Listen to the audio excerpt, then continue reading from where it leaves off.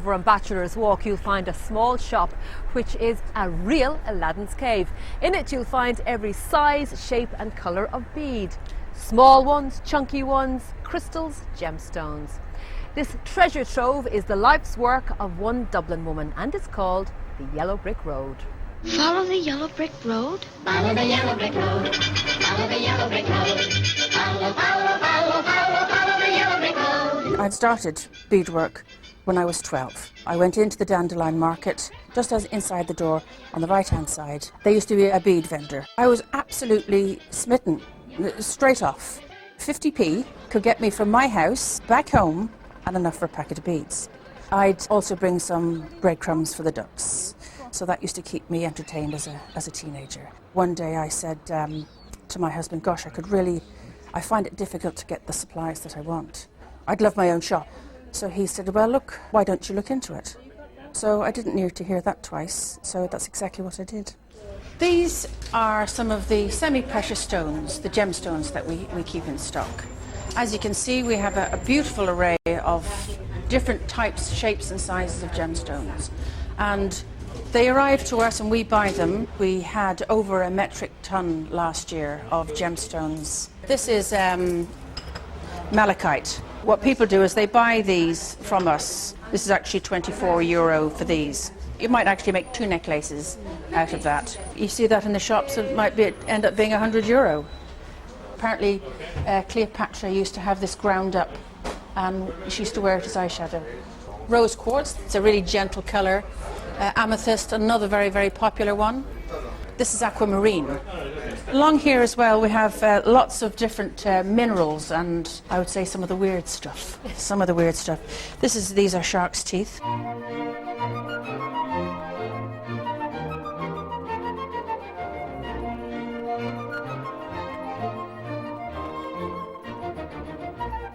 We have several hundred different types of beads here. These are size 15 and they're really very, very tiny. The bigger the number, the smaller the bead. These are called miracle beads. They're coated in a secret coating. They're made in Japan and they won't tell anybody what they're coated in. This product here is called wire mesh and it was originally made for the clothing industry. It looks fairly ordinary enough, but actually it's very, very, very, very, very fine wire knitted in a tube. So you can actually ruffle it round like that if you want to. And then you can put beads into it. And, you know, have a little secret stash of beads in there. You can do all sorts of things with it. You can pull it like that and twist it. And, you know, twist it like that. This is our workshop. This is our craft studio. This is where all the activity goes on, all our bead making and jewellery making and socialising. One little tip that's very handy is how to thread a beading needle. Take the needle, like so, and pass it over in there like that. I've installed a camera so that all my students will be able to get a really good close-up shot of my hands or the tutor's hands and be able to see the very, very small beads really closely. I'm going to start this particular stitch and it's called ladder stitch. Pick up 2 beads, these are little cubes.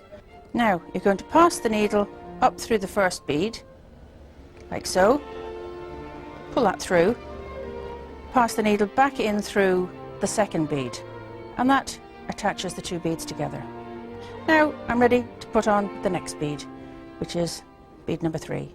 I came and did the 8-week course as it was then. It was in 2007. When the course was finished then I decided to set up, with some of my SSIA money, I set up a small business at home. So I set up a website, decided that I want to specialise in bridal jewellery.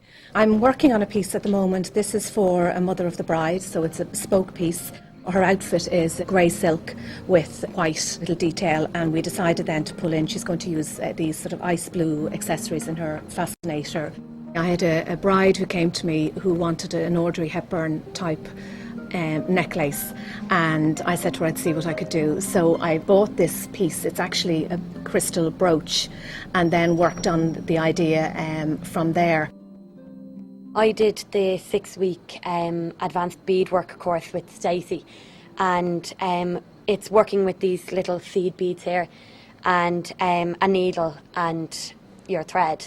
This is called a cabochon, and I'm beading around it. So each bead sews into the next bead. I would like to make a career out of it. I'd love to do the Craft Council of Ireland run a jewellery and goldsmithing skills course. Eventually I'd love to do something like that to move on into the jewellery industry. Part of the success of the shop is, you know, the personalities of the people involved, and it's very important to the shop.